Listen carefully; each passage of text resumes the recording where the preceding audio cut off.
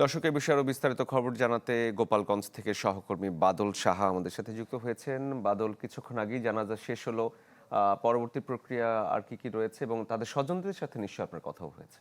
ঈদ আসবে, সাথে ক্যাশব্যাকও আসবে। নিজের বা প্রিয়জনের জন্য কেনাকাটায় এবারও নগদ পেমেন্টে পাচ্ছেন দারুণ ক্যাশব্যাক। তাই যাই কিনুন, পেমেন্ট করুন নগদে।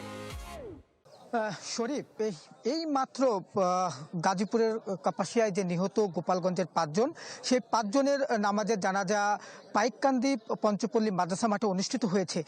এখন কিন্তু যারা এখানে জানাজায় অংশ নেয় তারা কিন্তু শেষ মুহূর্তের জন্য কিন্তু তারা যে পাঁচজন রয়েছে সেই পাঁচজনের কিন্তু মরদেহ দেখে, এবং ইতিমধ্যে কিন্তু এই পাঁচজনের লাশ কিন্তু যে চরপাড়া যে কবরস্থান রয়েছে সেখানে কিন্তু নিয়ে যাওয়া হচ্ছে। এর আগে কিন্তু সকাল 6টার দিকে দুটি লাশবাহী অ্যাম্বুলেন্সে করে তাদের মরদেহ গোপালগঞ্জের গ্রামের বাড়িতে নিয়ে আসা হয়, এবং এই লাশ আসার পরপরই কিন্তু আহাজারিতে কিন্তু আকাশ বাতাস ভারী হয়ে ওঠে। এখন যেহেতু এই যে মর্মান্তিক ঘটনা, এই ঘটনা কিন্তু এখন পর্যন্ত এই গ্রামে কখনো ঘটেনি বলে কিন্তু আমাদেরকে তারা জানিয়েছেন। আরেকটি বিষয় হচ্ছে যে এই যে এই লাশ দাফনের জন্য কিন্তু একই জায়গায় কিন্তু সারিবদ্ধভাবে 5টি কবর খোঁড়া হয়েছে, এবং একই সাথে তাদেরকে এই কবরে তাদের কিন্তু দাফন করা হবে।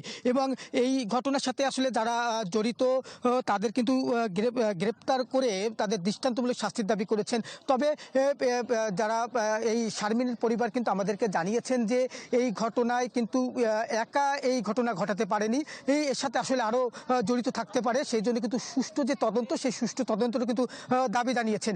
সব মিলে বলা চলে যে এই পুরো গ্রাম জুড়ে কিন্তু শোকের ছায়া নেমে এসেছে।